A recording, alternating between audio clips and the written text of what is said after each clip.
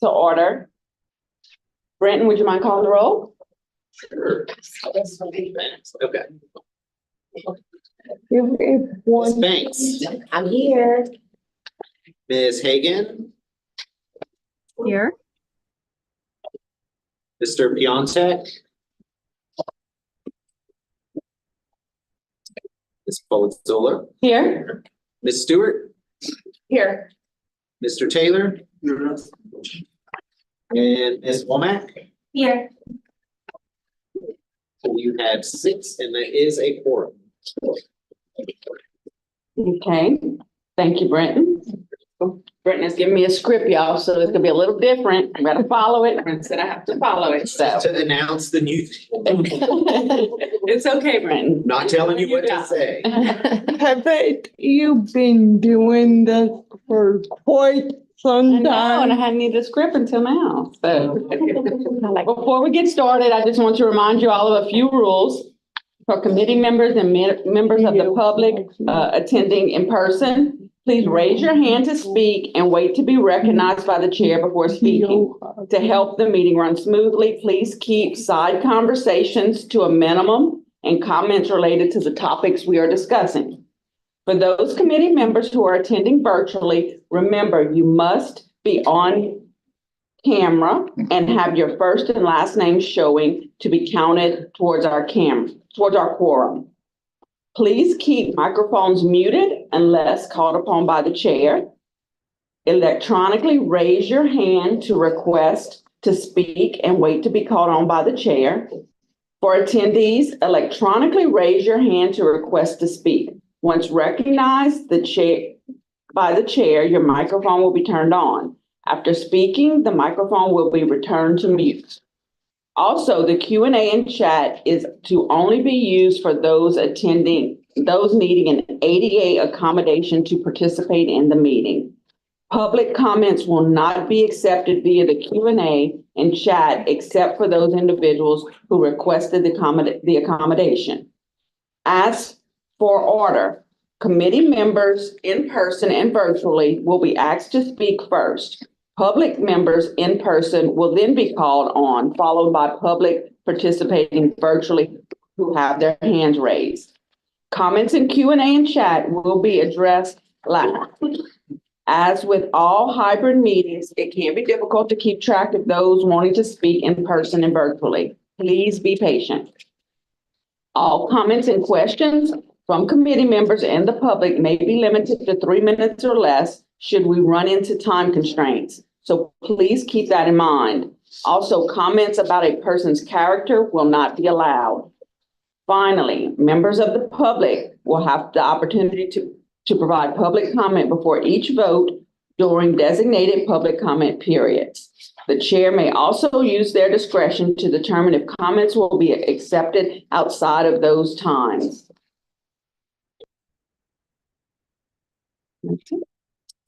Okay, so now we'll go into our agenda. Everyone should have reviewed the October meeting summary, which was attached to the agenda you received via email. There's also a copy of in your committee packets. I need a motion to adopt the October meeting summary.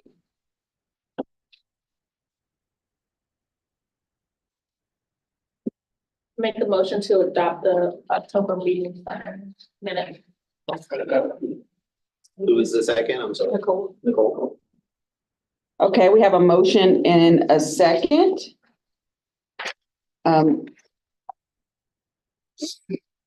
Is there any discussion?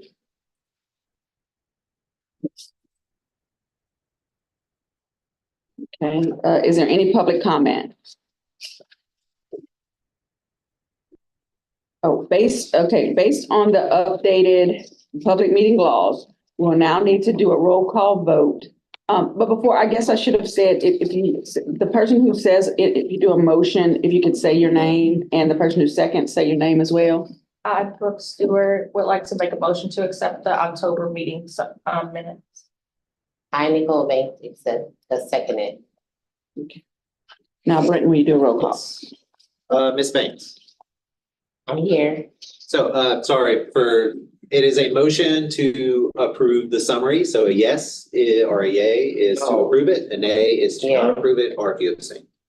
So Ms. Banks, Yes. Ms. Hagan, Yes. Ms. Stewart, Yeah. Mr. Taylor, Mr. Piontek, Ms. Womack, Yes. we have 5 yeas, so motion passes. And then can I make a public comment? You can comment. So this is after every single vote. Yep. Correct. The meetings are already 8 hours. I didn't make the law, we just have to be very efficient with our time. Okay. We didn't make the law, we just advocated for the law. Not that particular. Not that. Yeah. Actually, that's in the LGH rules, that's not in the law, it's in their rule. Well, it is in law, but we have to follow it. We have to follow it. So yeah, you're right. It will take a little bit more time. So let's move forward. Thank you, Brenton. The motion to accept the October meeting summary has passed unanimously. Do I have to say by a vote of, or can I say You unanimously? can say unanimous, Okay. that was a vote of 5-0 if anyone wants. Okay, so now we will have our report from the Office of Behavioral Health, Dr. Subcommittee. Good morning. Can everyone hear me okay? Ma'am. Yes, ma'am. Right. Excellent. Thanks. And I believe Brenton is going to get the report on screen. Hopefully you all have that in front of you because it's very small on the screen. So just to kind of brief review, this is the reporting from the local governing entities, or the otherwise known as the Human Services Districts and Authorities, about the use of these funds for individuals who qualify based on behavioral health needs. So just to start with the Consumer Care Resources Fund, each of the districts or authorities has reported out on their level of expenditure.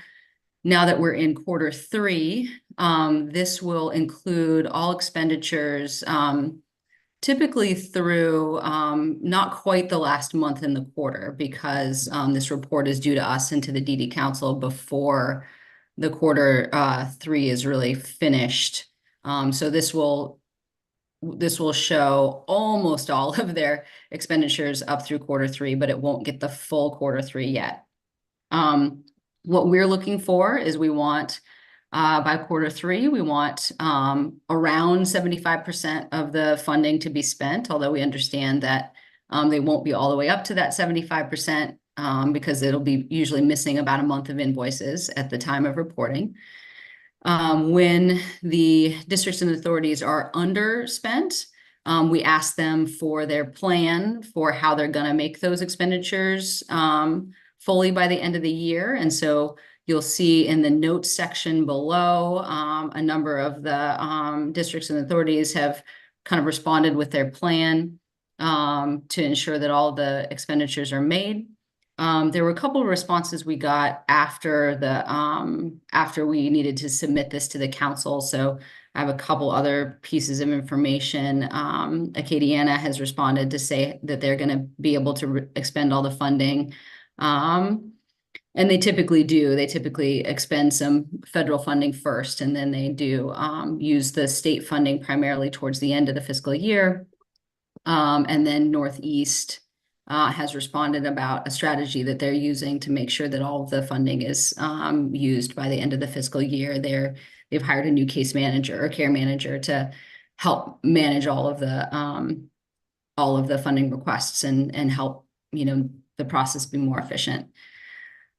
So that's the kind of overall overview of the CCR funds for youth, for behavioral health clients. Are there any questions on that?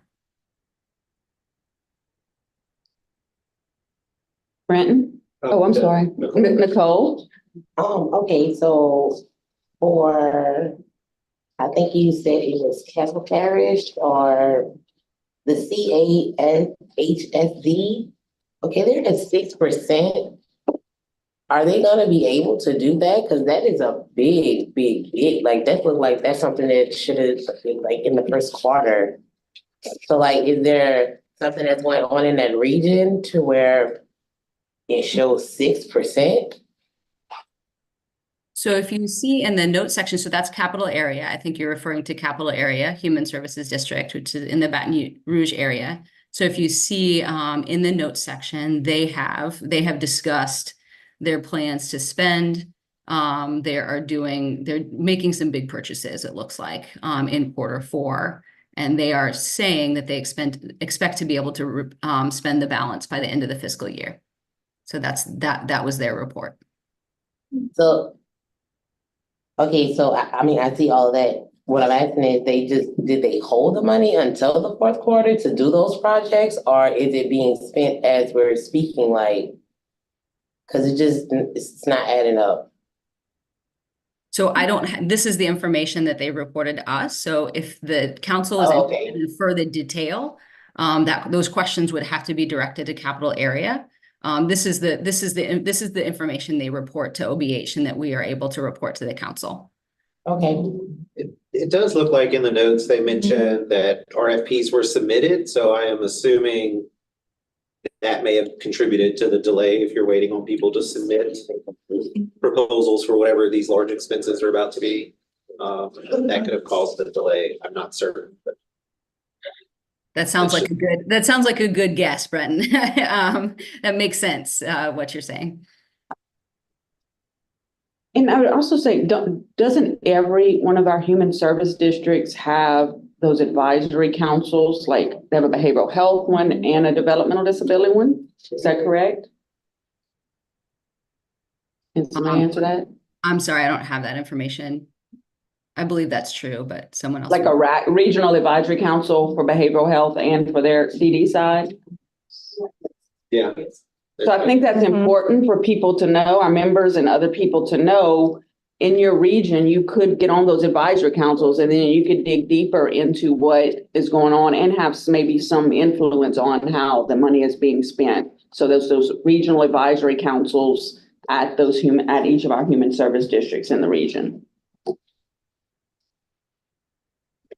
I did have a follow-up question. It was actually from our October meeting, which seems so long ago, but since we had been in January. There were concerns about Florida Parish's low CCR expenditures for fiscal year 23. And you said you would follow up on that. I didn't know if there was any report out on that or an update on that. So what Florida Parishes is reporting in their notes section about kind of their strategy to expend more of the funding, it is in fact the strategy, one of the strategies they reported to us in their corrective action plan. So they're the I think they're the only district that is on a corrective action plan right now based on fiscal year 23. And they were so they submitted a corrective action plan. And part of it was working on community partnerships with different agencies and different organizations to help them better connect the Act 378 funding to, youth and families who need it. And so one of their strategies was to partner with the local or the regional wraparound agency, which is Choices. And so that's the strategy that they're describing in that notes section as well. Okay, great. And there was another one about South Central's use of $7,000 for marble composition books. Brenton, I believe there was a request to them. I'm sorry, I don't recall how that question was resolved. If that was a question from the council to South Central or if OBH was, I don't recall. I'm going to need a reminder. It was just in their notes that they had spent that much. And so we had asked OBH to follow up on Florida Parishes and South Central for an explanation on those issues. And apologies, I don't recall the resolution of that. I think we were going to report out at the last meeting that then was canceled. So let me get back to you, Brenton, because I honestly don't know the resolution of that. We'll get back to you on that. Okay, thank you. Any other questions? Okay, go on, Dr. Savicki. Sorry, I was just making that note to myself. All right, so on flexible family funding, again, what we look for here is for the human services districts and authorities to be, keeping their slots filled, filling their slots. Obviously, kids do move in and out of these slots based on changes in their behavioral health needs and also based on turning 18. So we look for districts and authorities to when there's attrition of kids and families out of the program, that they're efficiently moving kids back into the program. And we expect that the districts and authorities keep 90% of their slots filled at the end of each quarter. And so they are all meeting that metric at this time. Any questions on that, on the Flexible Family Fund?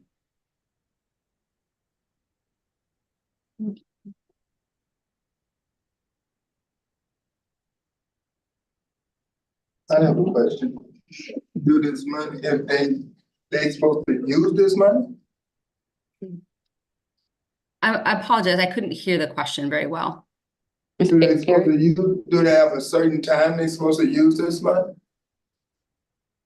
This is about so the question is there a certain time that the districts and authorities are supposed to use the flexible family funding? Yes. Yeah, so this is all funding for this current fiscal year. So that ends at the end of June. And this is the money that they have allocated for this program. They have, they make regular monthly payments to the families that they are contracted with for this flexible family fund. And if they don't use the money, do the money roll over, or is the money, is it a loss, or what happened? So in part, that's a question for the districts and authorities, because this is in their budget. This is their budgeting process.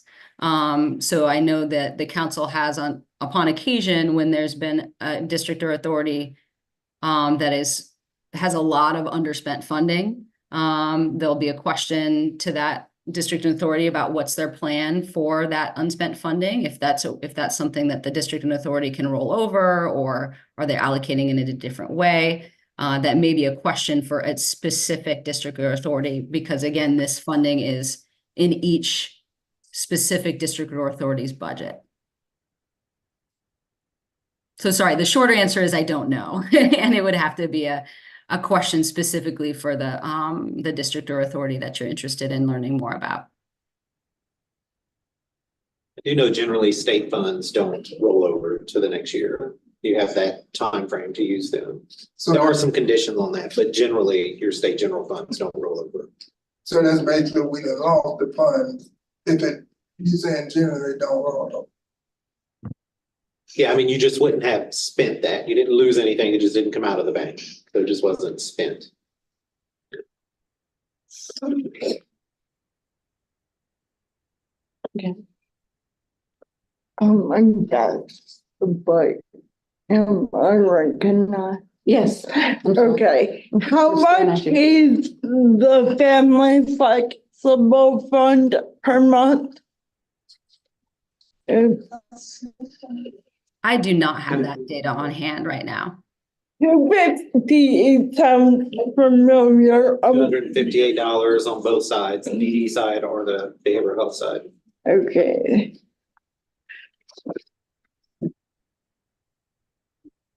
Lauren? I remember, our last meeting, there was some question about, exorbitant amount of composition books. I think staff was gonna check into that. I apologize. Yeah, they just talked about that. I'm so sorry. Okay. Yeah, and Dr. Savicki, she kind of forgot about it too, sorry. but she's Okay. gonna check and get back with Okay, us. I apologize. Yeah, but thank you. That's good. That's a good memory. You have good memory. Any other questions?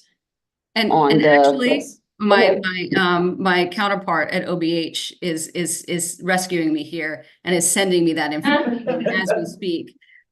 So let me just read to you the response from South Central back in October. The purchase of the marble notebooks were for a donation of school supplies to the local school systems. This is part of a community-wide school supply drive that benefits children throughout Terrebonne and Lafourche parishes. The drive is coordinated by Synergy Bank and the United Way for South Louisiana. Several local businesses, organizations, and individuals donate to this drive and provide needed assistance to families in the area. South Central Louisiana Human Services Authority has been one of those supporters of this supply drive.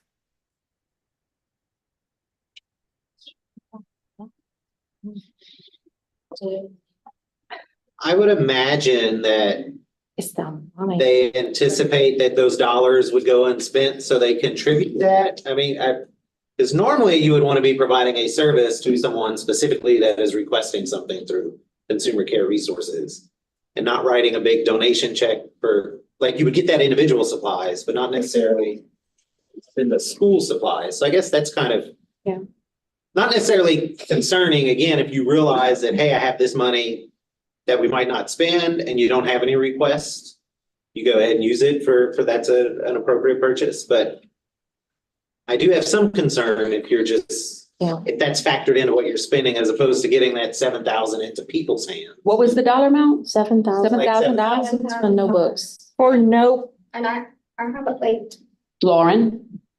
if, I would say it's just a slightly different process than some other districts and authorities do, which is they're definitely use of these funds that districts and authorities use to support school supplies for their clients.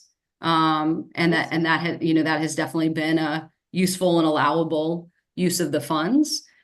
This is just a slightly different appears to be a slightly different process that South Central is going in together with a number of, community businesses and agencies to do that collectively. So not just for individual clients of South Central, but for all the kids in the catchment area. So I would just note that it's a similar use that has been done before by other districts and authorities. The process is a little bit different because they're going in collectively with other organizations. But I'm sorry, I think there was someone else asking a question. Apologies. Yes, Lauren?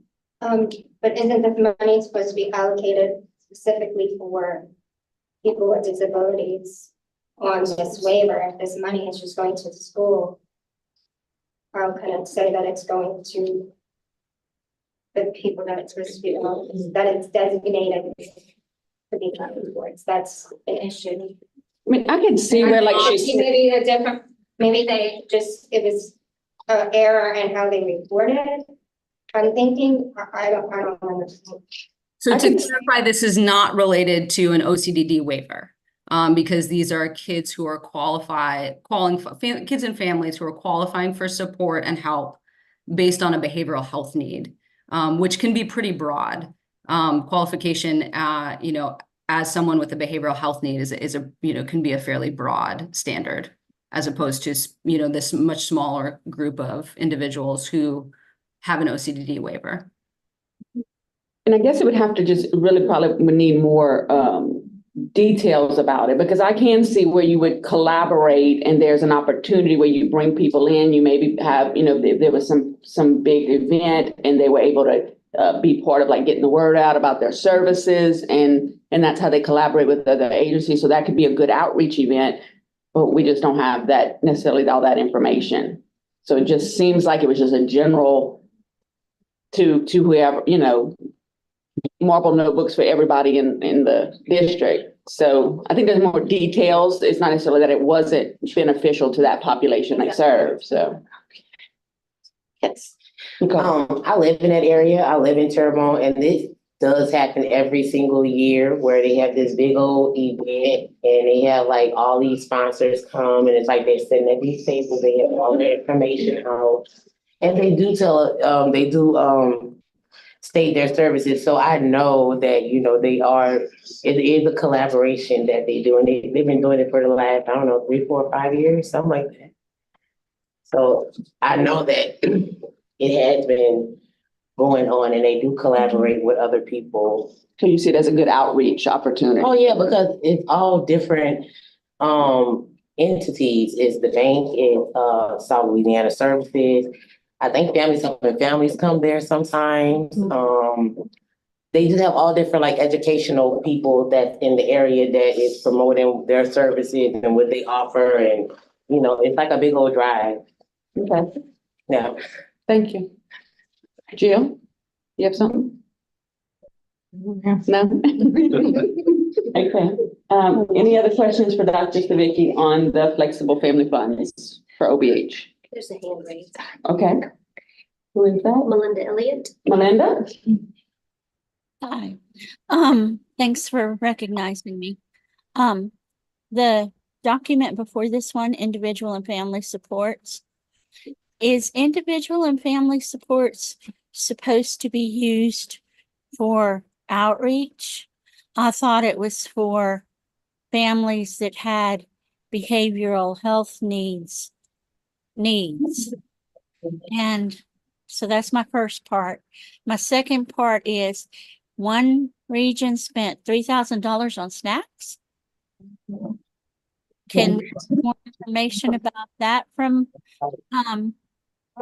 the state OBH? Which region is that, Melinda? The Capital Area Human Service District spent $2,961 to purchase snacks. So this is the report on the consumer care resources funding. I think the question was, I'm sorry, I believe the first part of the question was, is this funding supposed to go? I'm sorry, I lost track of the first part of the question. I'm sorry, can you repeat?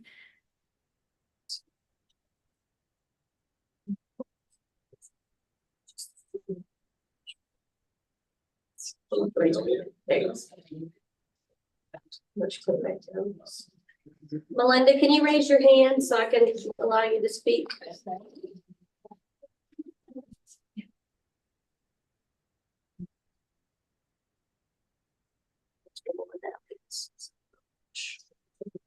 So question number one, are consumer care resources supposed to be used for outreach?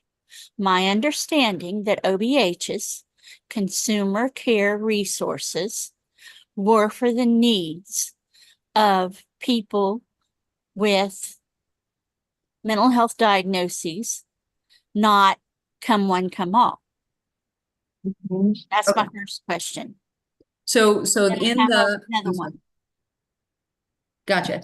So I think it's a similar issue in the providing snacks and providing school supplies, that those are both allowable expenses in the kind of governing manual that governs the use of these, or that districts and authorities use as their policy for use of these funds.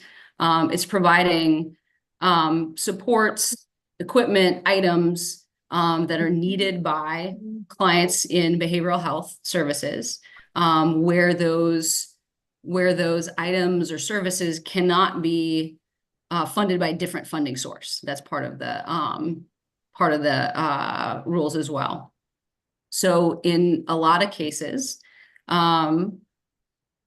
districts and authorities will use this funding, sometimes for one-off requests from families, and then sometimes for bulk purchases of items that are needed by all of their clients in their behavioral health section. So for instance, Capital Area's mention of snacks is likely, we need snacks to help with,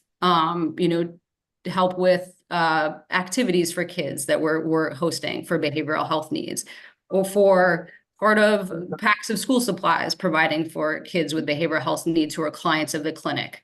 So that's what I would imagine that those snacks are for, is specifically for kids who are engaged in behavioral health services at Capital Area, and there's a need to provide some healthy snacks for after school activities, after school behavioral health supports and groups. But specific questions around that could be directed to Capital Area, because they could certainly give more detail on that. Did that answer the question?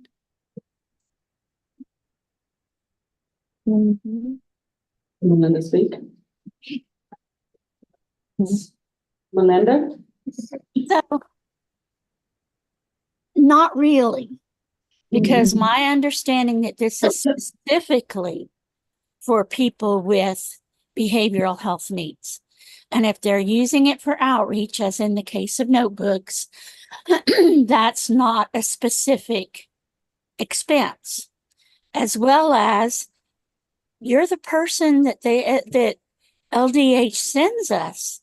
That's why we ask you questions. Now, maybe it would be better if the same question came from, or similar question came from the DD Council members, if that makes you feel better. But you're the person that they've sent to us to ask questions. Unless I'm entirely mistaken about this process. If I am, please somebody correct me. So to answer those questions, yes, they are for the needs of individuals with mental health and behavioral health needs. So the school supplies are items. I was not defining that as outreach. I think we've had a discussion about there's an outreach event that includes giving out school supplies, but the school supplies are items and that are being purchased for specific, that will benefit specific individuals. Your second question about what questions I can and cannot answer is an interesting, and it's a complicated question, which is that the DD Council tasks OBH and OCDD with collecting information from the human services and authorities and reporting it out to the DD Council. We are not the source. OBH is not the source of this information because the human services and districts and authorities, they are in charge of their own budgets. This money does not come directly from OBH. So OBH only has the information that the LGEs report to us.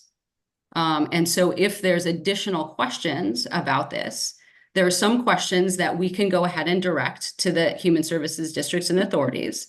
There's some questions that are more appropriate if the DD Council is interested in further information. It may be more appropriate for the DD Council to direct those questions to the district and authority. But we've kind of made those decisions on the go, and there have been times when OBH has directed the question when it's within our authority to do so. And there have been also times when the DD Council has determined that the DD Council wants to go ahead and be the one to ask the question. So we can do it either way. So maybe that brings to mind that, I mean, we've, with all due respect to Dr. Savicki and the people at OBH, we've always seemed to have a struggle with information, kind of us being able to really get the information that we want and the questions answered. And maybe we should consider, I know we kind of have time constraints today, but consider, I know that I lack in understanding in the OBH part of our human service districts. I think I have a pretty good grasp on OCDD because I've I've been on the DD Council, that type of thing. But maybe we should think about how do we engage our human service districts, like directly to talk about how they're providing behavioral health services to our, in regards to Act 378 funding. And I imagine they're doing the best that they can and doing what they're supposed to, what they think they're supposed to be doing and meeting the needs of the people that live in their region. But maybe we just need to have more conversations with them to be able to better understand, and we could maybe help them to provide better, services and outreach. Lauren? I'm just sitting here, I'm gonna try to plan on attending my regional, Office of Behavioral Health meeting that's open to the public. So I think that might be something that we can do too, since a lot of these will be open meetings publicly, that maybe we can all, challenge each other or work together, that if we have these questions to take them, everybody can't attend everything, but we could ask them for these meetings coming up directly or email them beforehand that they could address it for the public. It's a suggestion. Thank you, Lauren. Yes, Samantha? So it would behoove me, because I'm in the Acadiana area, to author an email to like Troy Abshire, ask him how particularly, because in the Acadiana area, I mean, there's a list of items, but there's not anything that's specifically dedicated or funded to, or how it was used. So I could reach out to him and he would direct me in the position of who I would get those answers from Acadiana area. So Troy is over the DD part, so the behavioral health side, forgetting the person's name, but there's a person, his equivalent that's over the behavioral health side. So, or you can go to the executive director of the human service districts directly, and they'll help guide, answer those questions.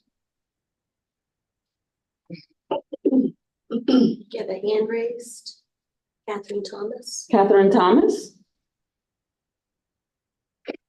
Yes, I'm actually sitting in for Troy Abshire, and you're correct. But we can go to Brad Farmer and get that information for you.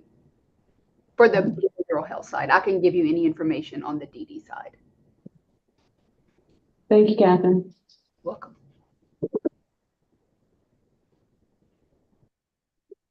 Any other questions on these reports? So, and Jill? oh, sorry. And OGE is almost twofold. Like they provide behavior health services and DD services. That's correct.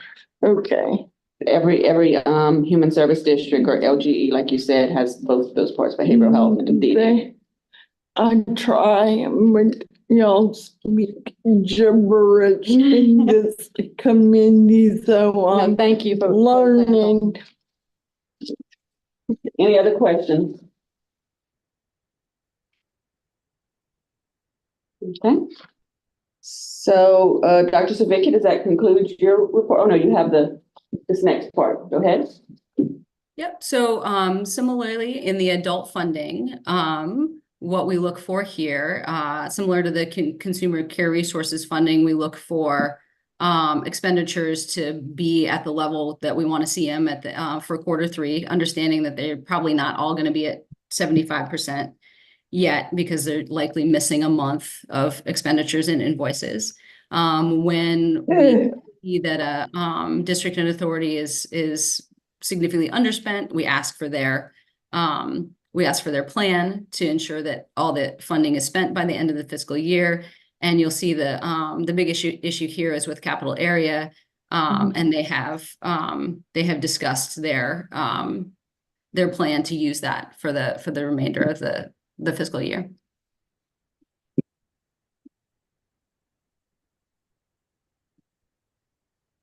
And I'll also note that I know that capital, and I know that there was a concern named around the youth funding as well for capital area. But I will say that this is a pretty common pattern of how capital area manages this budget, is that they do reserve a lot of this funding to use in Q4, and they have successfully expended these funds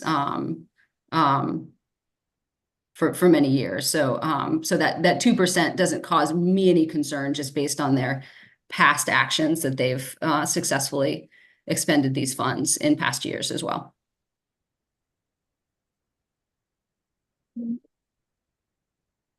Any questions on this report? It's the adult behavioral report. Okay. Anything else, Dr. Savicki? No, just let me know any follow-up that the council would like us to take, so we can make sure that we do that. I had made a note to myself to follow up on the notebooks, but my colleague was able to provide me that information during the meeting. Let me know if there's additional follow-ups that the DD Council is requesting. Okay, thank you very much. So next we'll have the report from the Office for Citizens with Developmental Disabilities, Tanya Murphy. Good morning. Good morning. Just wait till Brenton gets the report pulled up there. Looks good. So I'll just reiterate the same thing that Dr. Savicki just said, which is that although this is for the third quarter of fiscal year 24, the local governing entities, the LGEs, are asked to send us these reports prior to them receiving all of the invoices for the third quarter. So although we do look for that percentage expended to be around 75% because it's the third quarter, typically when we get these reports, it's not all the way up there because they're missing quite a few of the invoices. I think it was, if you scroll down to the comments, I think Jefferson Parish specifically says the invoices are due April 10th. So, and they send us the report as of the 22nd of March. And so there's quite a bit of money that's still going to come in. And so, you know, looking at the report for the individual and family support, it looks like everybody is steady spending the money. There was one addition this quarter for Northeast Delta, which is the Monroe area. They did add $100,000 to their initial budget, but yet as you can see, they've spent 61%, and I anticipate that they will spend all. The only one that looked a little low to me was Central Louisiana Human Services District at 49, but they did include a comment to explain. Let's see. Central Louisiana Human Services District said we'll continue to fund one-time expenditures for large purchases. And the last sentence is, we've always expended 99+% of our IFS funds, and this year will be no different. And that is accurate. I don't have any concerns right now for any of the LGEs to spend their budgets. Any questions for me on the individual and family support report for fiscal year 24 quarter 3? Any questions? The one they added $100,000 to their budget. So she asking about Northeast Delta, they added $100,000 to their budget. Mm-hmm. Okay, cool.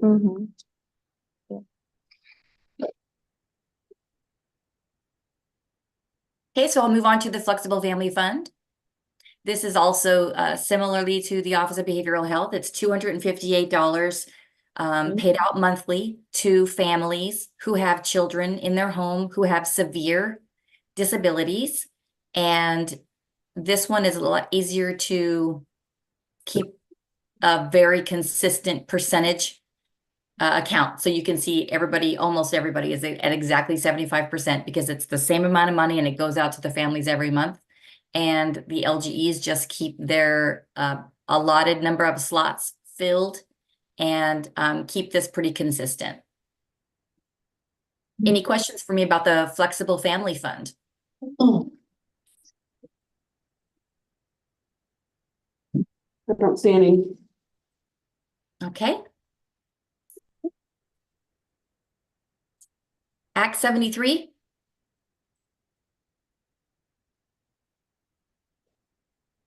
This is the report where we let you guys know that there was the Act 73 that requires the LGEs to allocate 9% of their state general funds towards these two services, Act 378, IFS and FFF. So this report shows you that they have allocated that amount of money and what percentage of that money they've spent. So I just kind of take the information from the other report, add it together, and get the total expended. And then it shows what percentage of their 9% they've spent. And everybody's pretty much on track to spend that 9% that they're required to. Everybody has allocated at minimum 9%, some a little more. Some a lot more. Some a lot more, that's true. Northwest Louisiana Human Services District, that's the Shreveport area. They've already spent 106%. And so they'll, they always dedicate a lot. yes, every year. Yeah, Acadiana usually dedicates more, so props to them for doing that. Looks like Imperial Calcasieu did as well. There's a few of them, a lot of them actually.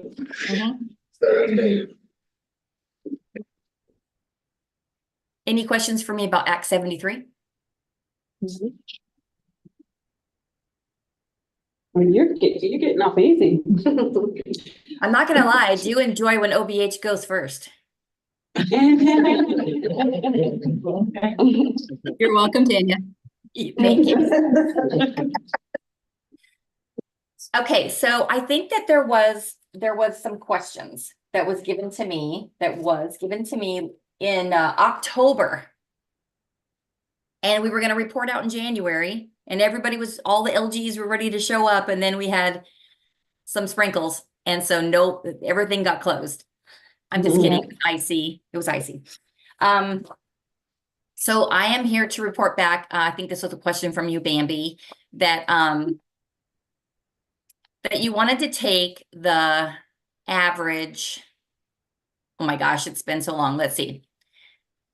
Plus or minus 10% from the average on the PCA and the vocational. So this is the little chart that I made with the little highlights on the LGEs. And I definitely wanted to bring to your attention for the PCA respite that 1, 2, 3, 4, 5, 6, 7 of the 10 LGEs were either plus or minus 10% from the average, which makes this question kind of statistically irrelevant when you get almost all of the LGEs on either side, which means it's not going to maybe give you the information that you were hoping for, because the fact alone that all the LGEs are not in the average is because each LGE is given their own budgets and they fund as requested.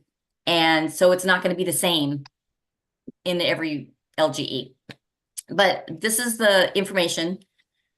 And I have explanations from all of the LGEs. And I think some of the LGEs are in attendance either on Zoom or in person there to talk about, to give you the information that you asked for at the October meeting. Okay, so just to clarify, that first column is the percent of each of the LGE's budgets that they spent on PCA or respite, and then the third column that's budgeted is their percentage that they spent on vocational. Correct. Mm-hmm.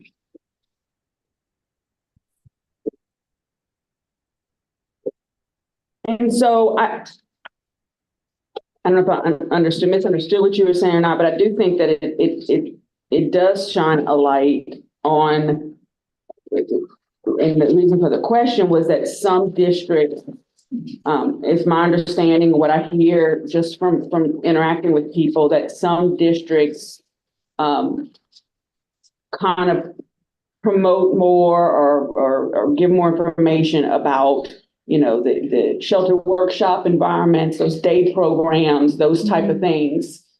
And so, I mean, I'm thinking in the last column, you can see, you know, that's those day programs, and you can kind of see the areas where there are more and some where there's less. Now, maybe there's reasons for that. You know, I'm looking like at MCAL. I know that they had issues with not even having enough providers. So it may not be that they're pushing people in other outside of day programs, and maybe there might be people who need day programs and they're not, they don't have the capacity. So anyway, those are, that was the reason for my questions on those. I did want to, oops. Go ahead. So for Acadiana, I thought it was kind of interesting because they were minus 16% for the PCA respite and then plus 20 on the vocational. So for theirs, they were on both sides for both statistics. And their answer was really, really interesting to me because they indicated that they really preferred to send people to the vocational as opposed to the PCA respite because it it gives them a place to go 5 days a week to socialize, access the community, develop skills, and give the family a break. It's more cost effective than a PCA, and provides outings for individuals. And so they prefer to assist families with the vocational as opposed to the PCA. I mean, of course, whatever the family requests is ultimately what they get. But if the family is saying, you know, we need somebody to take this individual on outings, then they say, well, why don't you look into this vocational program as opposed to just funding PCA? So I thought that actually explains the percentage for Acadiana. And then there was another one, Central Louisiana Human Services District had what, 0% on vocational. And so what I did was I shared Acadiana's philosophy with Central Louisiana Human Services District and said, you know, maybe you could look into this as an option if you have some vocational programs in your area. It would be more cost effective, and you know, and they said, oh, that's an interesting concept. And so that's a real positive that came from this study that we did with all the LGs and these two funding sources.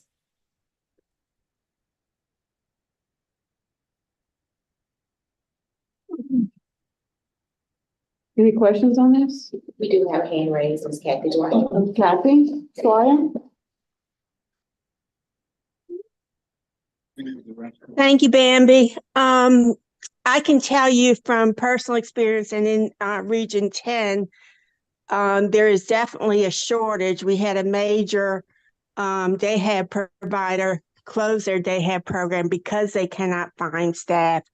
And from personal experience, I can tell you we have not been able to find PCAs until, well, still haven't. They're just sending administrative staff to help with some small tasks in the morning, but the only thing they can offer, another provider that is they move their staff around so that my daughter could attend day hab just 3 days a week. That was the most I can find. Several other providers I called in the greater New Orleans areas all have waiting lists on their day habs, and they're only taking those who need the least amount of support. So that probably has an impact on that information. Usually, oh.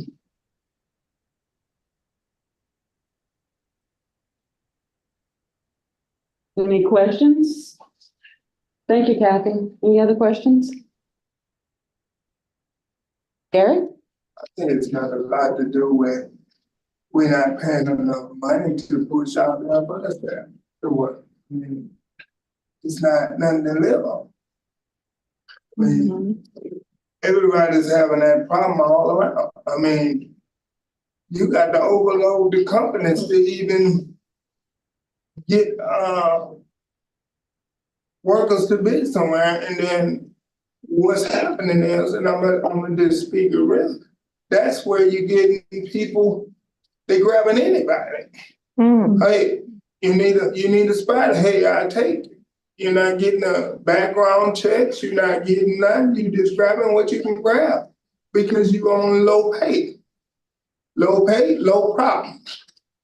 I mean, I'm gonna get it. I mean, that's a couple of dollars so I can stay on what I need to stay on, and I don't get cut off of what I'm getting cut off.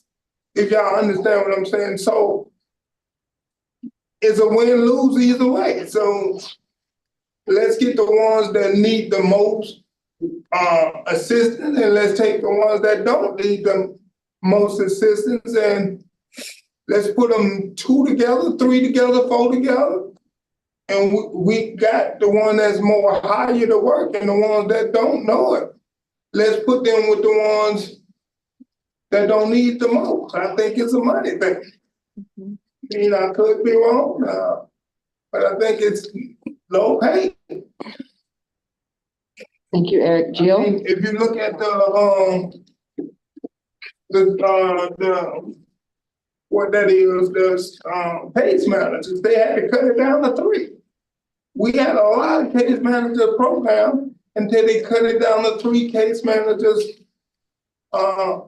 You can go to, and then once they get 30 caseloads, 40 caseloads, and they overwork because it's only 3.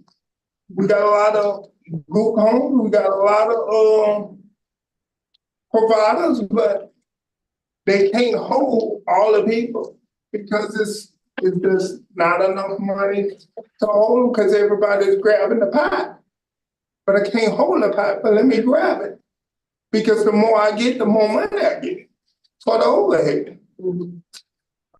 I think we need to look at that and change around and see what we need to do. Thank you, Eric. Jill?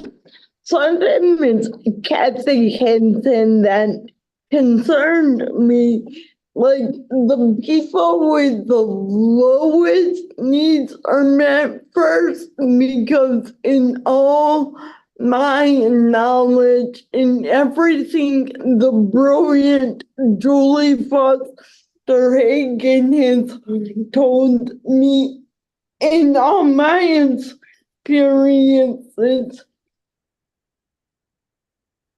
individuals with the higher needs get a higher SUNS score, ergo higher needs get met first. So I was just saying that just seems opposite. Like I have, and I was impressed that when you are in a bind, the personnel comes to do whatever, but like it's very rare that the personnel from my provider agency comes to help me, and I would consider myself lower needs, but so in the eyes of my service provider, I'm a lower priority.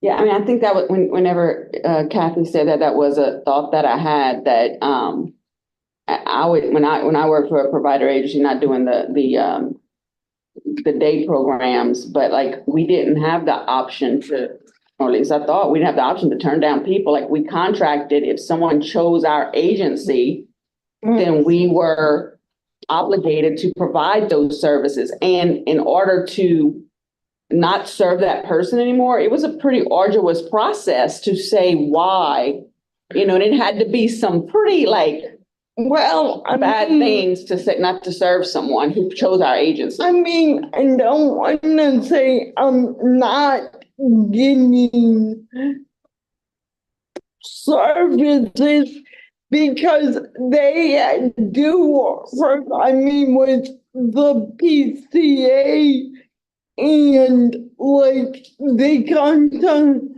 my quarterly meetings. And I mean, I guess if I need a ride, I could call them so they're not turning me down.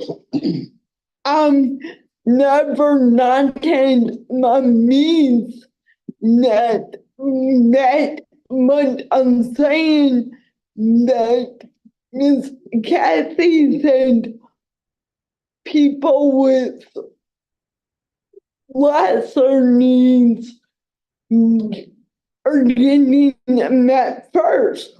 When I always thought at my provider agency, it's higher priority get met first.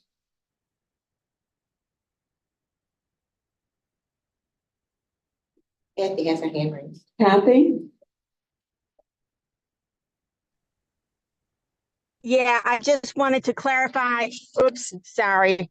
I was getting in my car about what I was saying, and I agree with what Jill and Bambi are expressing their concerns about. I think what it boils down to again is the shortage of staff because of the severe low pay. If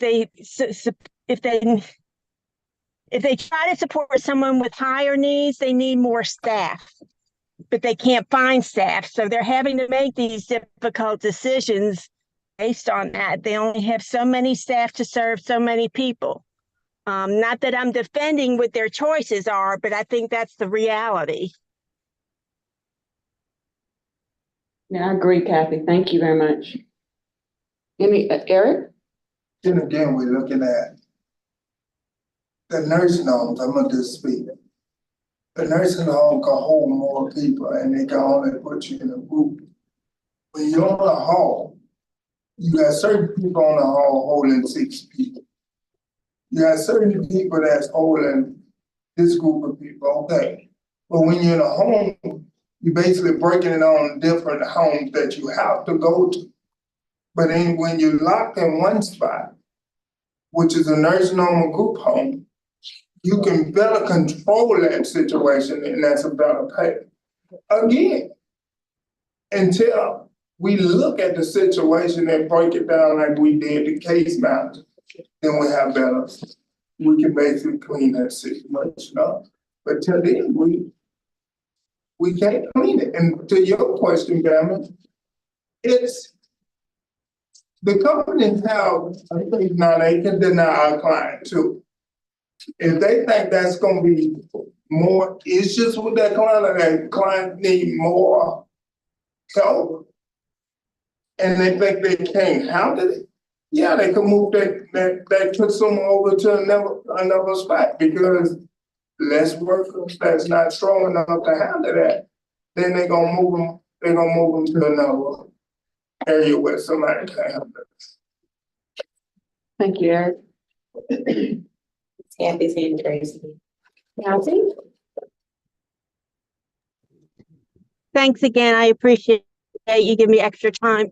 I just feel I need to add, this is why it was so important that the DD Council adopt the increase in direct support wages. I understand they didn't, and I know we're not going to rehash that now, but this is why it's so critical that we do. I do understand as a SAC member, and after speaking with Julie Foster Hagan personally, that there's going to be a rate study. However, that rate study takes time. That's what some DD councils may not have realized. And in the meantime, the salaries still need to be increased even while the rate study is being conducted. Because in the end, when the study is completed, it's 99.9%, if not 100%, going to show we need to increase wages. So we shouldn't be waiting for that. We should gradually be working toward increasing it to a more competitive wage so that our community, our citizens with developmental disabilities get the services they deserve and need. Thank you, Kathy. Lauren? I'm not sure who the best fit in this committee or in the self-determination, but I've been doing a lot of outside research on what other states are doing, and they're finding a lot of success with promoting self-direction to clients that can do it themselves. And personally, I've been through this. When I was first offered services, I went through an agency. It was a nightmare. During COVID, I was left 12 hours in a wheelchair. I was dropped 3 times. They did not notify. And when I tried to get my medical records, I was told I could not have them. I had to give them month's notice and then they lost my records, I notified, my Office of Developmental Disabilities of this as well, and my rights were still denied. I knew Medicaid fraud was going on. I notified disability rights about this. I was told that this was a rampant problem, that there was nothing that they could do. So this is why I've joined the council. One of the major reasons. The system is just broken. I understand that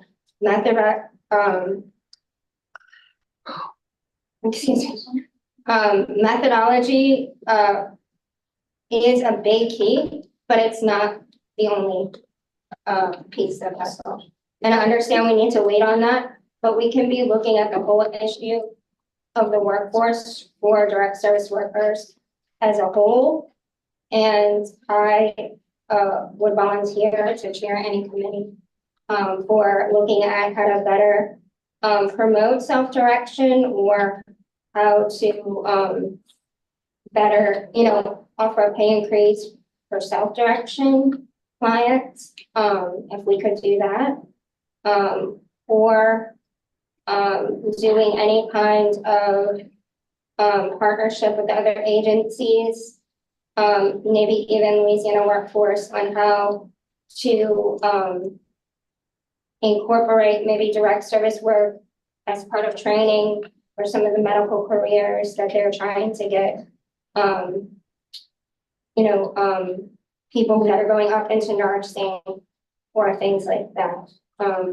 I think we need to start talking about it, looking at it, meeting about it. I think it's more realistic now that we do have promulgation of the web ability to meet, that we can collaborate. And I think that we need to do it now instead of waiting, because I know the history of being a person with a developmental disability. I own my own home with my husband. I do not want to have to live in a nursing home at the age of 40. I don't want to have to live in a group home. And I don't want to go backwards. And I think the stark reality that nobody seems to understand is we're not going to have an option anymore if we don't have people that are willing to help us. I know I said before, my service worker, who I love, she came even when she wasn't on the call to help me, because nobody would come help me. My husband had a spinal fusion and could not help me, or his surgery would come out of his back. She was a stranger and she came and helped me. And she's gonna have to go to another state just so that she can make ends meet, because she can't afford to live in Louisiana. So she's been traveling and they're able to pay her overtime, room and board, doing direct service work in pretty much any other state but Louisiana. I have some research I'd like to share if we do start a group or a council. And I think it needs to be separate, or then I'll volunteer if I need to. So I would say, and I was looking at the screen for Julie if she was gonna say anything, but they already have several of the work groups that you're talking about. Mm-hmm. There's a self-direction work group. Are you a part of that? No, I had talked to her about it. Yeah, they have that. And there's some other work groups. I know it's in Julie's report for the DD Council full meeting, I think. I read it in that report. A lot of the things that you talked about, they are doing the work, and I'm on several of those work groups. And I do see that, it is going in the right direction. But I think any help from I always say we need to have more people with disabilities talking, on these work groups. So I think that'd be good if you want to participate. One thing that I wanted to say, when you said about raising the rates for the self-direction, I would caution that, because there are people who cannot do self-direction, and you create a disparity. Those people who have to go through a provider, we already kind of have that situation where people in self-direction can pay their workers more than what a provider can because of the cost they have in operations. And we create a disparity And if you can offer this much and the person, the provider agent can only offer the worker this much, who's gonna get the worker? The person in self-direction, where there are some people who don't have anybody to help them to do that. So, I would caution creating more of a disparity. That'd be my feedback. And then Jill? So I'm under the impression that, I mean, we're not obviously not doing or getting enough, like the wage needs a lot of work, but so when the rate for waivers increases, are you confused? No, I'm listening. I'm just smiling. You're making me smile. Ugly. I just smile whenever I hear you talk. Because people used to laugh. So when the OCD, when the direct service waivers get the provider rate, doesn't the self-direction rate increase? Yes. Okay, I thought so. Okay, anyone in the room? Question? Okay, I see Kathy Dwyer has her hand raised. Thanks again, Bambi. Actually, you kind of touched on what, and probably much better than I was gonna say about self-direction is wonderful, but not everyone can use self-direction. Self-direction is definitely a critical piece to the puzzle, but as you so eloquently noted, there are individuals with developmental disabilities, including my daughter and others with more severe disabilities that aren't able to participate in self-direction. I can for my daughter to a point, and I've been considering it lately. I had considered it a while back, but as I'm aging, you know, there's going to come a time, even as her mother, I won't be able to manage all that, and I won't necessarily have anyone else that would be willing to manage everything that's required for self-direction. So we just got to, and we got to remember those who don't have family members, you know, adults with developmental disabilities that don't have family members and cannot be their own employer. You know, while self-direction is definitely a wonderful program, it's again just one piece of the puzzle. Thanks, Kathy. Julie? Yeah, I was just gonna kind of echo what you said, Bambi, and Lauren and I did talk. We do have, you know, a self-direction advisory group that we are looking at. I also did want to just share too. I think that there is a lot of attention on not only the direct care workforce, but I think you guys were talking earlier about support coordination. There's also a lack of, you know, case managers and support coordinators with expertise in working with folks with IDD. There's starting to be a lot more attention, not that there hasn't been attention paid at the federal level, but they're getting more attention. They are they just recently announced an opportunity with the Administration on Community Living for some technical assistance for states, looking for states to kind of learn from each other. I agree with everything you guys say. Pay is a part of it, but I think it's more than just pay. So, you know, there's some opportunities, and we are Medicaid, OCDD, and OAAS are going to jointly apply for that technical assistance to be a part of working with other states to look at what are the things that have worked to be able to attract the direct support workers and case managers to our field. You know, again, in addition to increase pay, what are some of those other things? We know that there's things like career ladders that seem to have made a difference. There's things like benefits that make a difference. And so how do we really start to learn from that and take a look at that in our state? And so I do also just wanted to point out that there's some increased opportunities. If you haven't seen it yet, Administration on Community Living just in the last month put out a whole new website with resources for families in self-direction, for provider networks, for others to think about the direct support workforce and some strategies that we might engage in. So I'd encourage people to look at that as well, because there are opportunities. And again, we're always happy to. I agree with you, Bambi. I think I mentioned this at the last meeting, but it was in the self-determination, always trying to find people with lived experience and people with disabilities to join our groups. So thanks for that.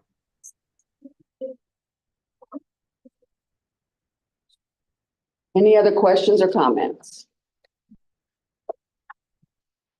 Okay. Tanya? You have more? Nope, that's it. Okay. Any questions for Tanya? Okay, Brenton has a question. It's not a question for Tanya. It's, so we added, to the agenda, Tanya already talked about it, looking at the vocational sports, the BCA respite stuff. Y'all also had the IFS request by fiscal year. You get it every October. It always goes on for multiple meetings. You wanted it back on the agenda this year. We put it back. We haven't really discussed it, but I just wanted to let you know, as Tanya mentioned, we do have LGE reps that are here. If y'all did have questions, now's the time to ask them because they are in the room. I don't know which ones they're with particularly, but I mean, if you had questions, all of these things are a follow-up to the previous meeting. So I'm hoping you would have brought your questions and concerns from the previous meeting to this meeting. Because I don't know that they're here next time, or that these reports can continue for, we'll be getting a new round of fiscal year 24 reports coming soon, so. So ask them the hard questions. They're the ones in the know. I went at the last week, I went at the October meeting, so can y'all briefly talk about it, so I know?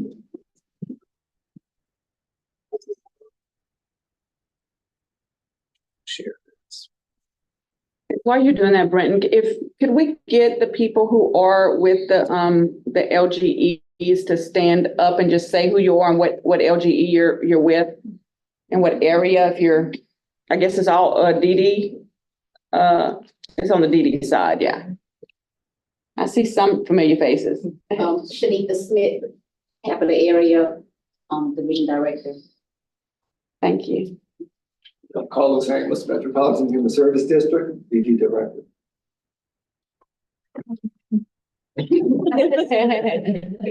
I'm like, that.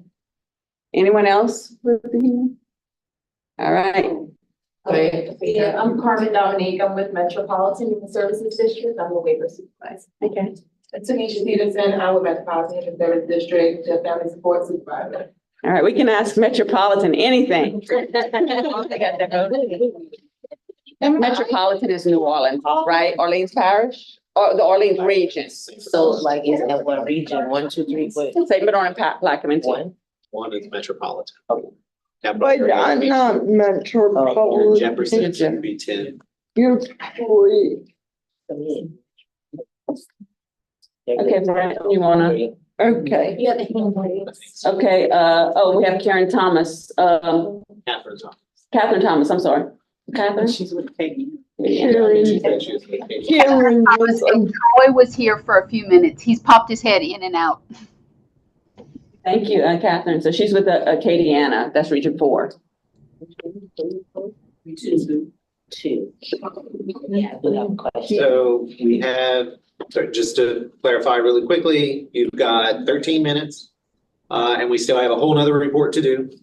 But to explain what this document is, since that was part of Eric's question, so it is in the report, not in the report, it is in your packet. It's a very large document.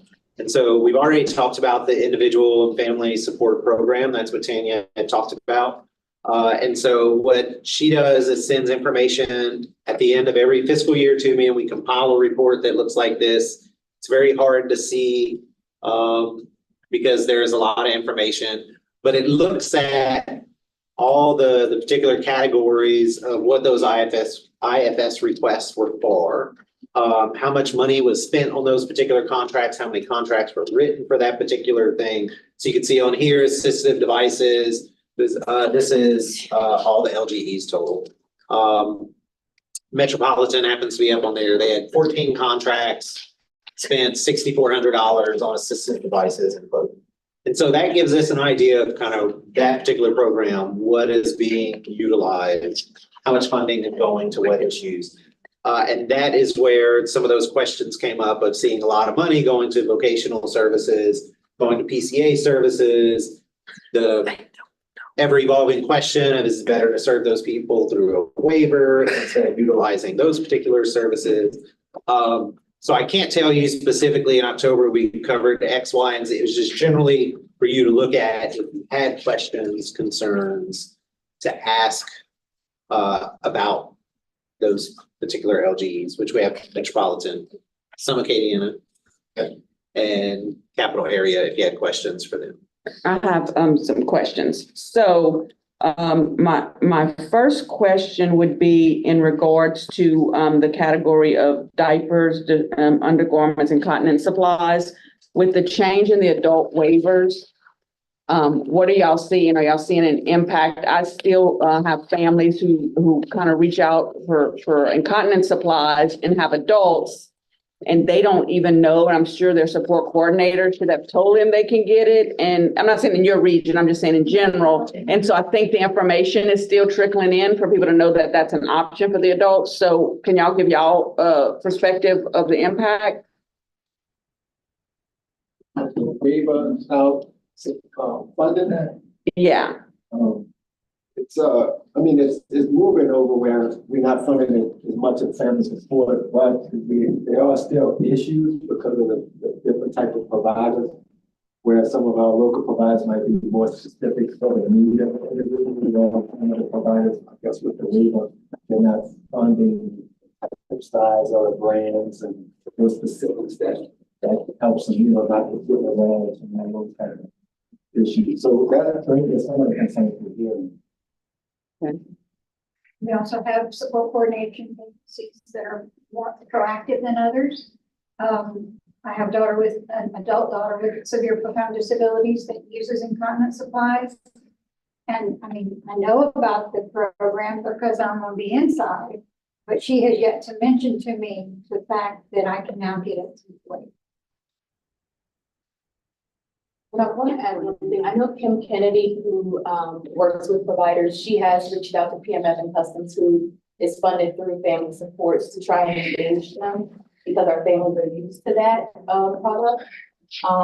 She has had some success. I'm not quite sure where she is, that they want to come on as a Medicaid provider, but I know Kim Kennedy has been working on that. So when people would go to you guys and ask for this as a IFS funding in the past for the incontinence supplies, when y'all get those requests now, don't they normally come through support coordinator? So shouldn't that support coordinator not bring it to you guys, help them to get it through their waiver?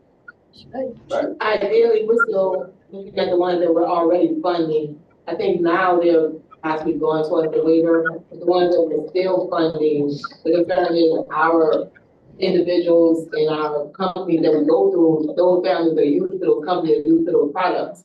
And like Carla said, the products, they're not familiar with these agencies, they don't get samples, they don't know, and certain brands can only work with certain individuals. Sometimes they're very small, and so they need child-size products for adult need. And the one concern with these agencies, the waiver do not provide certain sizes. Larger sizes are very small sizes. Lauren? I can speak to this personally. When I found out about it, I called my support coordinator. She had told me about it as well. She had actually told me about it before the waiver came out, that was something I could do. But she said that there was only a certain type. So it does work well. And we should keep that in mind, that if there comes like a decision, sometimes if you have that kind of issue, it's not one size fits all. Certain things work better for certain people. Certain people have different kind of skin. So it's good for me, in my opinion, to have another way of funding it if it needs to be a different type than just the one size fits all.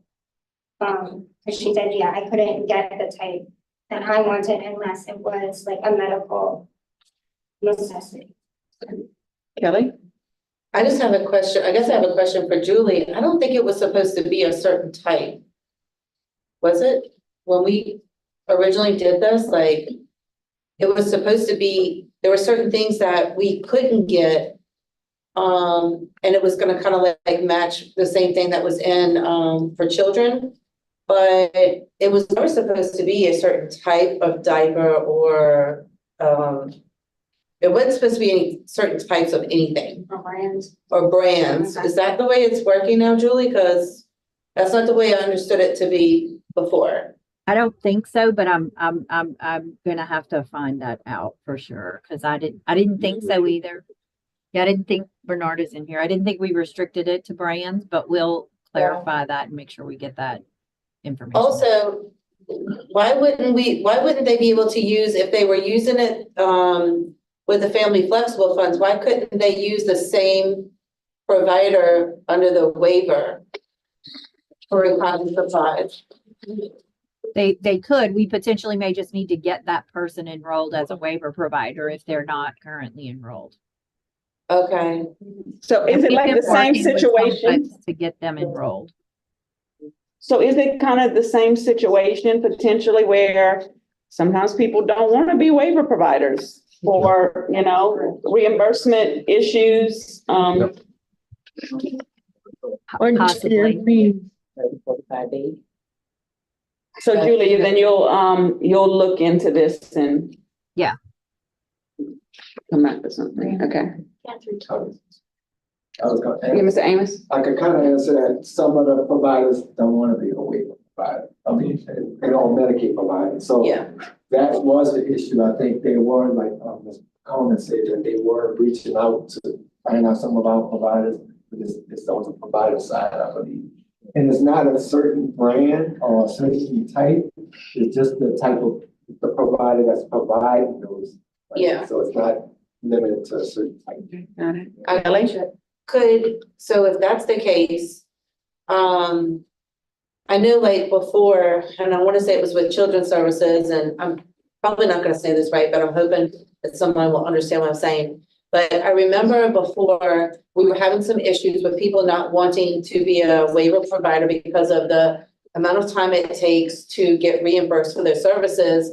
And so they kind of had like grants with other, like contracts with other providers who were kind of like a flow through, who would put the money up, like a DME company or something like that, where they would, you would go through them and then they would wait for waiver to pay them back. Is that an option for adults? I know like we did that with kids because I know Arc Baton Rouge was one of them.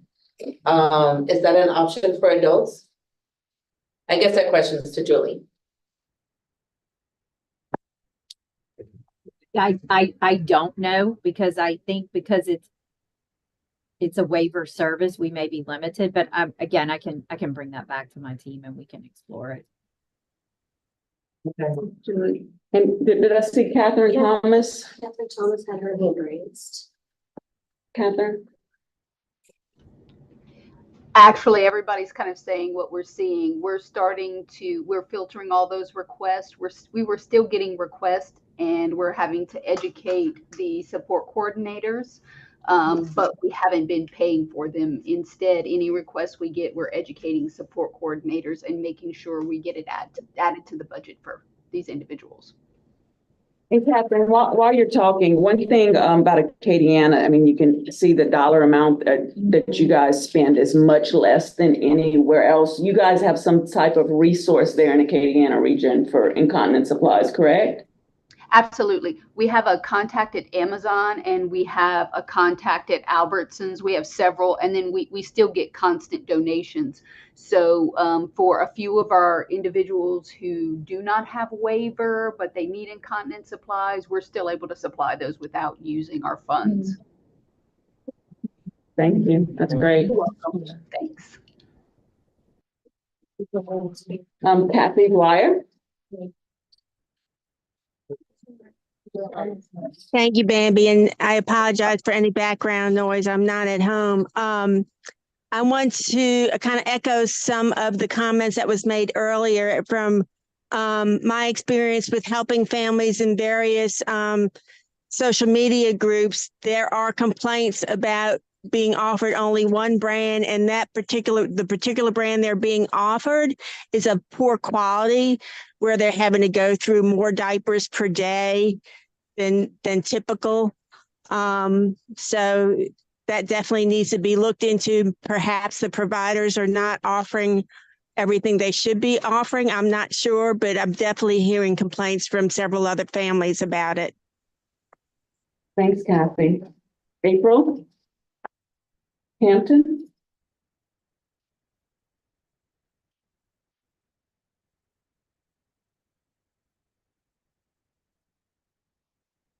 April Hampton.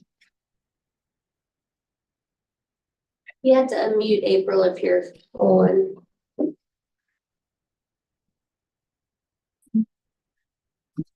Okay. Any other questions?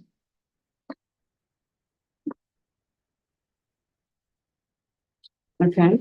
Well, thanks to those of you who came from the Human Service District to provide this information, answer questions. Oh, we have a question. I was waiting for everybody else. Nicole? Okay, the priority two for region 2, they have 80 on the waiting list. Is it because they don't have enough funds for that, or? Last fiscal year, right, now before my time, but. Oh, okay. They say in order to afford to get a fiscal year, we need that's been approved in funding status, either approve or we go to next year, we have more funds.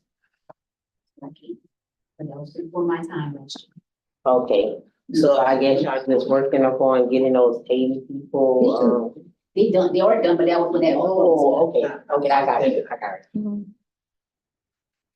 I guess I have one and actually I say for region 1 and region 2, one more question. Partially funded. You guys have a larger number of partially funded. What does that mean? Okay, yeah, for us, most of the time we just try to help as much as we can because our budget is very limited. So we try to, we may not be able to fund the entire request, so we approve in part basically. We have extra $2,000, but I only have 1,000 to give us for spending. You know, our budget's not long enough to meet things that people can do to. I can't tell you that. The average about 800 to 1,000 requests every year. Family support now is only $600 to $9,000. We have to be, I guess, so that should be how much you get to whatever. Of course, we know we priority ones are always funded. Okay. Is that the same for region 1? I mean, we're funded based on the need, it's prioritized, and it depends on if we may have some people we may have funded before, and they may request a similar request. Part of that they handle already is already still good, so we are fund partial the next time to make it full. Okay. Any more questions? Okay, we are at 12:01. So is there anything else that we need to go over with OCDDs? I have a quick question. Okay, Jill? Why, and I don't know, but why does this say report run on 9/11/23? I thought you ran stuff like this every quarter, No, this was the report for our October meeting. So it gives it for that fiscal year. We're just behind because we didn't meet in January. I was just making sure you knew you were awake. I totally knew that. A test.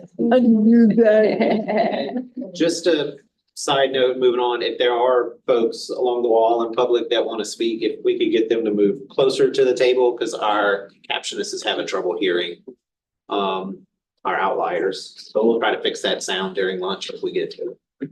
Okay, so, there's no other questions or comments about OCDD. Thank you, Tanya and Julie. We'll move on to the Office of Aging and Adult Services, ARC of Louisiana, Kelly Monroe. Okay, you guys should have one of these. Mine's in color. I see that they can put yours in color. Mine's pretty. Mine's turning them in. That costs more. But, you know. Okay, so I'll make it quick because I know we're running behind. So this past quarter, we were able to serve 42 people on this contract, which was down by 3 people. Of those people, 29 of them were male and 16 were female. I'm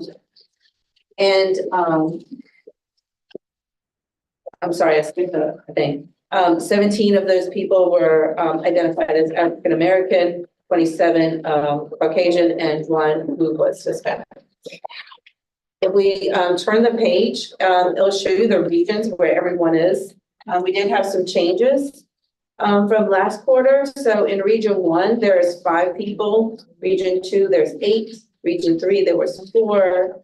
Region 4, there is 0. Region 5, there is 4. Region 6 is 2. Region 7 is 10 people. Region 8 is 0 people. And Region 9 is 9 people. So a total of 42 people that were served across the state. I don't think we'll have the same report as you. Are y'all this one? Yeah. Is it a different? The numbers are not the same as what you're. The only number that's not the same is the 29 and 16, but other than that, they're Wait, 20, what, Nicole? right here. We're looking at 29, quarter 16. cumulative report, fiscal year 23, 24, project period to lunch. Hold on, let me see what y'all are looking at, because I brought my own sheet. So how is one by, how is I mean, we're one looking of, at the by one? screen. Yeah. One of But she said by 42 is the total. Yeah. On the third quarter. Look right there, it's 45. Yeah, I made a mistake. So I said I made a mistake, that's 42 people. Oh, okay, gotcha. Oh, sorry. Okay. I type over the old ones, that's why I read it out to y'all. Okay. And I had it scratched out on mine. Okay. So if we turn the page again, you'll see where the services, where the people receiving services. So there were 42 people, which all the people received support coordination. 37 people received personal care assistance. 3 people received either utility or rental assistance. 4 people received medical supplies or equipment, and then no one received a home modification or vehicle modification this time. So of the $893,000 that we have to spend on direct services, the breakdown for personal care assistance is $176,000. Rental was $1,400. Medical expenses were a little over $1,500, which was a total of $179,096.45. And let's turn the page. So next we'll look at first, does anybody have any questions about that before we get to the waiting list? Is that a reason why for Region 4 and Region 8 that there's no one? Because I see there's 0% for Region 4 and Region 8 for the number of consumers. So in Region 4, we did have 1 person, however, that person passed away. So Region 8, we did not have anybody this time, but prior to this, we did have people in Region 8. Region 4 has always been a region that didn't have any people that was being served. But prior to this, we did have people in Region 8. And you do it based on like, kind of like a first come, first serve type thing, so you just didn't have anybody from Region 4. Okay, it's not that you don't like those of us in Region 4. I love the Cajuns, but we did not, just didn't have We any. just want to make sure, because there's a lot of us in here. Wait till you get to the waiting list. Oh. So must have been doing some work, because. Yeah. So if we go to the next page and we look at the waiting list, you'll see that now there are 16 people waiting in Region 4. But in Region 1, there's 21 people looking for services. In Region 2, there's 23. In Region 3, there's 8. Region 4, there's 16. 5 and 6, there are 2 people each. And then Region 7 is 5. Region 8 is 3. And Region 9, there are 16 people. So there's a total of 96 people now on the waiting list. And then the demographics follows after that. Of those 96 people, 38 of them are African American, 41 are Caucasian, 1 Hispanic, and 1 is Asian Caucasian. And then there are 9 people that are unknown. They just did not fill out that box in the and so we don't know. And then you'll see another typo. Instead of there are 11 incomplete, there are 9 incomplete. Sorry about that. So, and then of those people, 39 of them are male and 51 are female. And so we're up by 6 from last quarter of those who are waiting on the waiting list. If we wanted to serve all of those people, we would need roughly $2.5 million. You'll see that on the next page.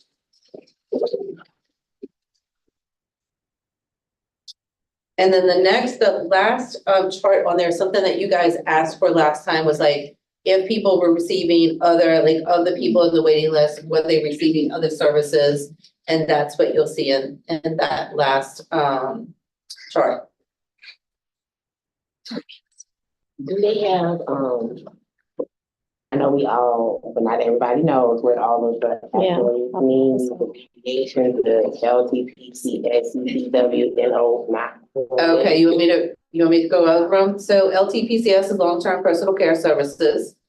CCW is the community choices waiver. Then now is the new opportunities waiver. HSCI is the traumatic head and spinal cord injury fund. The RO is the residential options waiver. And then of course there's the supports waiver / PACE providers. Don't ask me what PACE is. Well, PACE is where in certain regions of the state have, it's like an inclusive where you get all your health care at one place, like a day program. Oh. If I understand it. I just didn't know what PACE stood for. Or what it stands for, yeah. But you can get your services in one place, healthcare and other services. Kristen, so. Yeah, that's okay. If somebody needed to apply, how would they go? You can apply on LDH's website, or you can apply on the ARC Louisiana's website. We have the application there as well.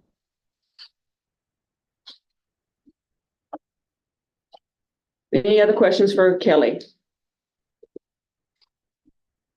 Nicole? Oh, no, ma'am, no, Okay. no. I think everybody's hungry. Okay, so we thank you guys for staying longer. I think that is the end. Please note after the meeting, we will break for lunch for an hour for 45 minutes until 1 o'clock. Then the Self-Direction and Community Inclusion Committee will meet at 1, followed by the Education and Employment Committee at 3. Those that have registered to participate virtually, you should have the links to the meetings in your email. And I will note, don't share the links because then we don't know who's who. Everybody has the same name. So please register individually. Does anyone on the committee have any other announcements to make? Lauren? Question. It's just, Julie's on. Julie, is it okay if, whenever you have, a meeting come up, something to do with self-direction, if you know of, council staff that they can send out to everybody so that those can attend, can either sit in or participate? Or we have it on our email, but on our OCD website, but what I can do is ask, we have a lot of the meetings already preset, so I'll ask my folks to get that to Ebony and her team so that we can make sure it gets blasted through DD Council as well. Okay, thank you so much. I appreciate it. Do we have anyone else want to share public comment? Okay, so I hereby adjourn the meeting at 12:12.